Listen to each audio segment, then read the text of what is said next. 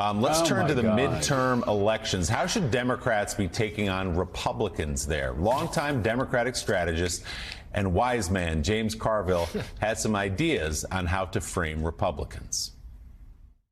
The problem is they are a weird political party. They need to be branded as such. These 26 QAnon people, all right, that's not necessarily the extreme. I mean, these are people that talk about testicle tanning. These are people that like go to Hungary for conferences. These are not normal. By and large, a large part of the Republican Party is just out and out weird. And when you have Moscow Mitch saying we need more sane people, that means you got a lot of really crazy people.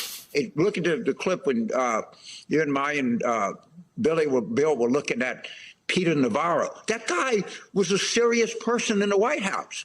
You telling me that he's a normal human being? No.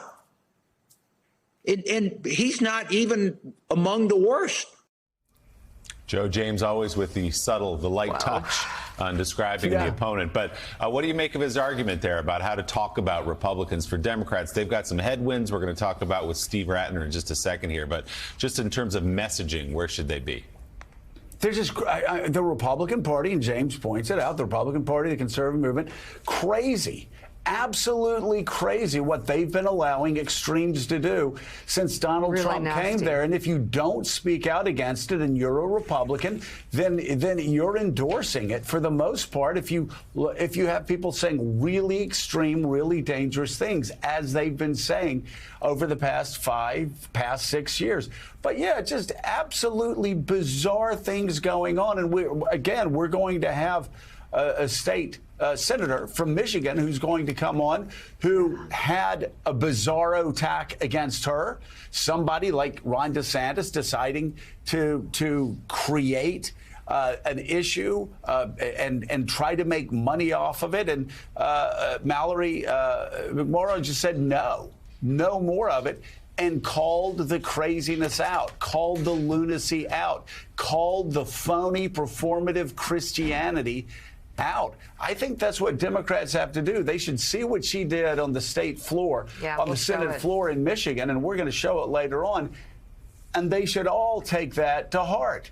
And they need to start calling out the absolute sheer lunacy of it all. And it is just absolutely crazy. And on top of that, there aren't many Republicans still who'll give you a straight answer about whether Joe Biden actually won the 2020 election. Let's turn to former Treasury official and Morning Joe economic analyst, as advertised, Steve Rattner, with some charts on those Democratic headwinds for the midterm. Steve, good morning. So we've talked a lot about inflation as a big problem for Joe Biden and for Democrats here. What else are you looking at in your charts? Well, implicit in what you guys were just talking about in the Democratic message is that the Democrats have a problem. So let's take a look at how big a problem it might be based on polling and other statistical data.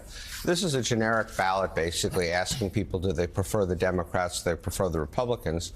And you can see in the blue line that Joe Biden got off to a reasonably good start. He actually bumped up in June to 55% when they passed the American Rescue Plan. But since then, it's essentially been a straight down decline and a flip over toward the Republican side back in last November. So it's a very, very large swing, and it leaves the Democrats, about 4 points behind when you look at what people are saying now. But what makes it even a little bit scarier is the fact that it's traditional for the party in power to actually lose seats during the run up to the election. And so if you look at the next chart, what you can see there is a very close correlation between the president's, between how these polls are done, the generic polls, and how much vote share the president's party loses. The more popular the president's party, the more they lose. Not surprisingly, they're starting from a higher level.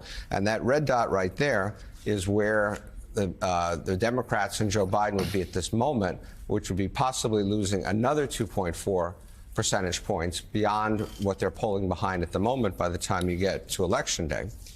And so if you then take that and you turn it into what is likely to be the outcome, you can take a look at the last chart, and what you'll see there is that the shortfall is likely to be very, very substantial. The red circle shows you roughly the potential outcomes for the Democrats relative to the numbers that we've been looking at. And all of that points to a loss of somewhere between 30 and 50 House seats. And that's pretty consistent with what the prognosticators are saying. Obama lost 63 seats famously in 2010. Shellacking. Trump lost 41, both in their first midterms.